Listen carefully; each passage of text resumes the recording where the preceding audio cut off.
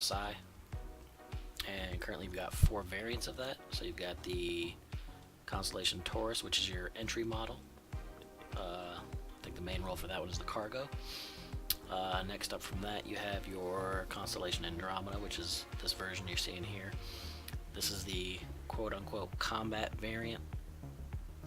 Now, a lot of people will tell you this is not a good ship for combat, but if you know what you're doing in it, you can definitely be effective. It just all depends on what you're going against and how much they want to kill you. Um, After this, you have the Aquila, which is the exploration variant, and then you have the Phoenix at the top of the line, which is your luxury ship. So we'll start up front here. That's the cockpit. You've got 3 seats, pilot, 2 co-pilots, and then you've got your 2 turrets. Well, actually, the Phoenix and the Andromeda might be the only ones with 2 turrets. I don't believe the Taurus has a bottom turret, and the Aquila, the top turret, is currently a science module, so Andromeda has 2, Phoenix, I believe, has 2 also. The Aquila also has a little bit different cockpit, the way it looks. It's a little bit more rounded. I think it gives you a better view. That's just me. This is your turret, which I think this is kind of a poor design choice. You get in and you're still facing upright. It doesn't spin you around, which just makes more sense for a bottom turret. I think it kind of limits on what this person has access to being that way. Next down is your elevator. 1 or 2 people at a time can get on this when it lets you. And it would take you up into the ship. And further back you've got your cargo bay, which the Aquila and the Phoenix, those are going to come with a rover. The Aquila coming with the Ursa rover, which we've all seen in the demos, and then the Phoenix has the, what is it called, the Lynx rover, which I don't know if they have an actual model for that in game or not. Anyways, moving on to your guns. You can put 4 size 5 fixed guns on this, or 4 gimbaled size 4s. You've got 1 on each side, 2 on the bottom, 2 on the top. You've also got your missiles, your size 2 missile rack. It's here in the middle. The missiles right there actually are fed up and then fired. Then you've got your size 1s on those arms that swing out there. Now I know the Aquila at least loses one of these. It's more of a science function. I think it's radars and things like that, or scanners maybe. So you lose missiles on the Aquila. I'm not too sure about the other ones, but then coming further back, you've got your docking point for your snub fighter, which the Andromeda does come with this, as well as the Aquila. I don't believe the Taurus has one. Again, not 100%. And then the Phoenix has the upgraded, or the luxury version, which I believe is called the Archimedes. So here's the Merlin. The feature doesn't currently work yet in game. No ETA on when they're going to get that functioning, but the ship's flyable. You just can't cart it around with your Constellation right now. So that's the outside. We'll go ahead and jump up on the cargo ramp, take a look inside.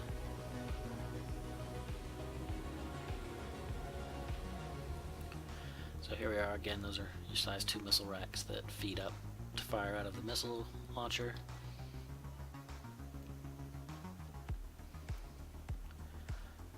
Alright, starting back aft, we've got the Merlin. So this is the cockpit of it. This is where the pilot would get in.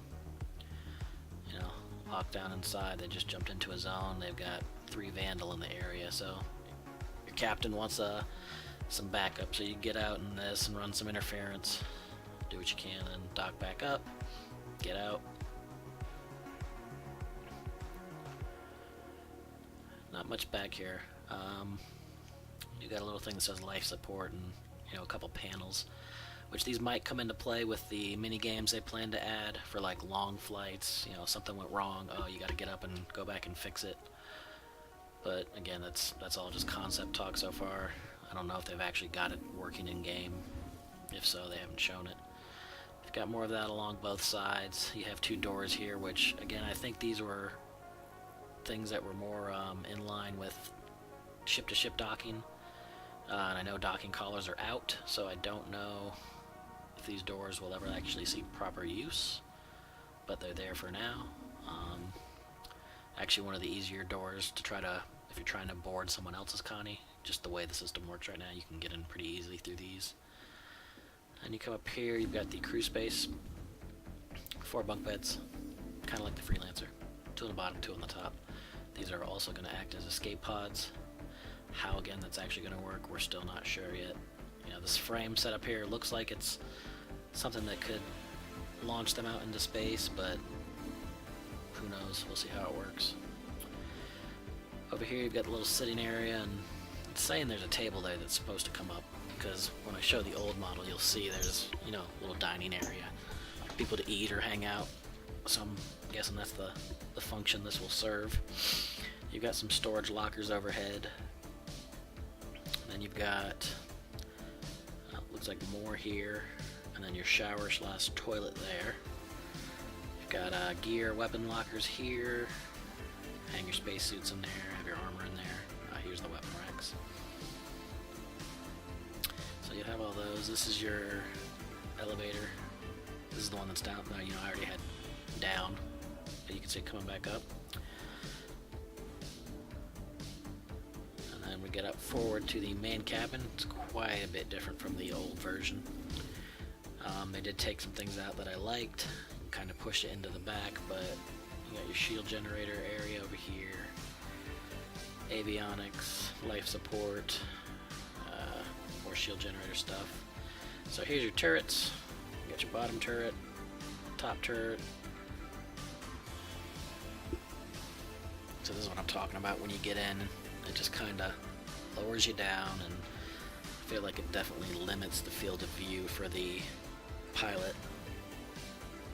I like the way it looks. It definitely looks cool, but you're definitely limited on what you can and can't shoot at.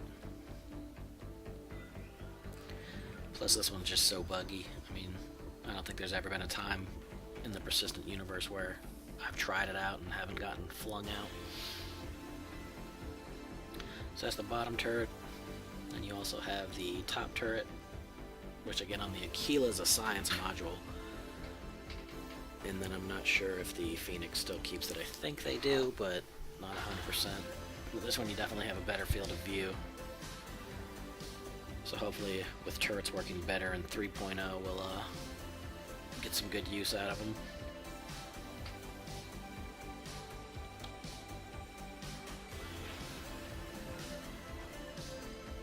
So those are the turrets. And then we get up to the main part of the ship, where the pilot and co-pilot seat. I'll hop in the co-pilot seat first. I'm not a big fan of how this screen works. You can see that it retracts as you're getting in. But once you're in and the seat's locked into place, you got this big giant screen in front of your face that's always got something on it. So I just hope there's a way to turn it off when you're not in combat, or you just don't have a need for it, because it definitely restricts the view of the co-pilots as well, which that's important. You need to be able to kind of see things. I know it's a ship and you've got radar and things like that for it, but you want to see. So basically what the co-pilot will be able to do is control power, ships, loading missiles, weapons, all the systems like that. That's their goal, or that's their role, I should say. The other seat does the exact same thing. You can just kind of divvy it up between two of them. Like this guy could be our weapons officer, so he's going to control the weapons and the missiles as far as power to them, loading them up, things like that. And then this guy could be a navigation officer. He could be plotting where we go or calling out targets. Then you got the pilot seat, which they don't have it as bad with the screens. You don't got these, this big giant 50-inch screen that drops down in your face. You do have this annoying radar. Okay, it gets smaller. So that's how it is in the PU. You don't get that big blue bulb. But basically you've got all your screens up here, which it's not letting me here in the hangar, and I forget the hotkeys to do it because I don't play on keyboard. But you can cycle through those screens and change them up to whatever you want. I normally keep my target information and my own health right up front where I can see them. And then those two on the side, I put things that aren't really important right now, like my IR and EM signature and things like that. You've got your weapon screen over here where same co-pilot functions, you know, you've got your weapons, missiles, power, shield. And this is the target, so basically all the hostile targets in the area when working properly are going to show up on this screen. I believe it'll show all the ships in the area as well, but we'll see how they flesh that out. So that's the Andromeda. This is just a loaner ship for me right now because I own the Aquila version, which I'm still not 100% on if I'm going to keep it or not, but we'll see how it goes once 3.0 comes out. I'm going to test it out. I may be melting that later on for the Carrack, but I'll go over that in another video if I end up getting one. So we'll hop out of this, and just kind of like with the Freelancer, I'll despawn this and spawn the current version of the Aquila that's in the game, just so you can kind of see what I'm talking about with the differences.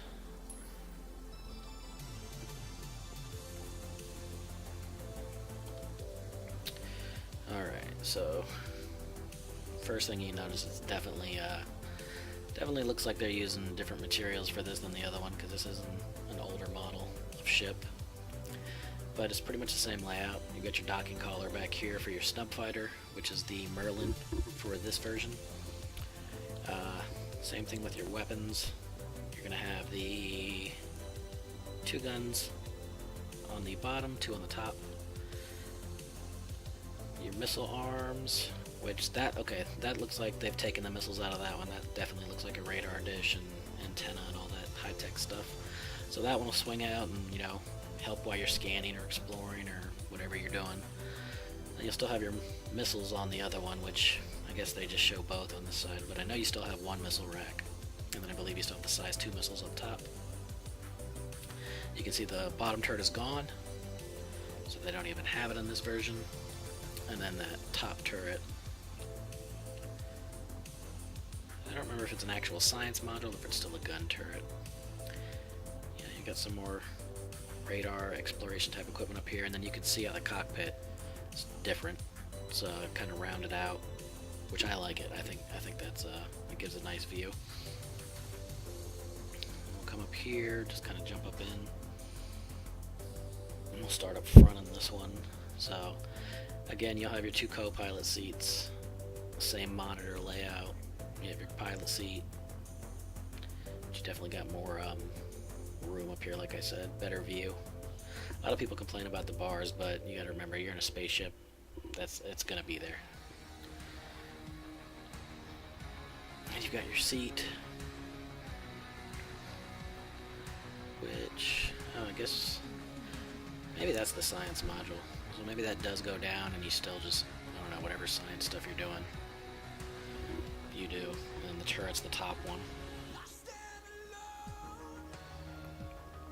So this is what I was talking about, how on the new version they kind of condensed the, or they split this room into 2. So you can see on this model it's kind of just one big room, but in the newer models it's closed off. So basically here cuts off where your cockpit or your bridge area is.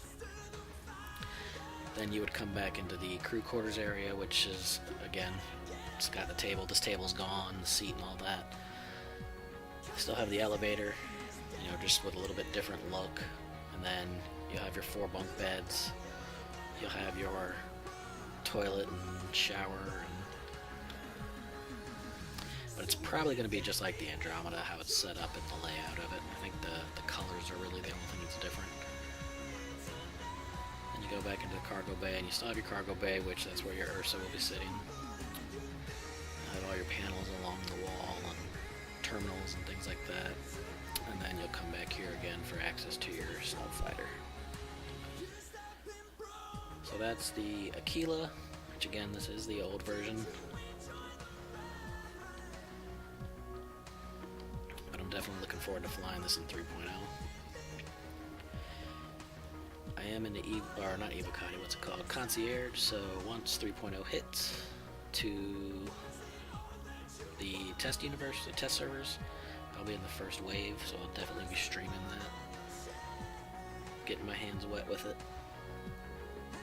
So that's the Constellation. I'm going to go ahead and wrap this video up, and I will see y'all later.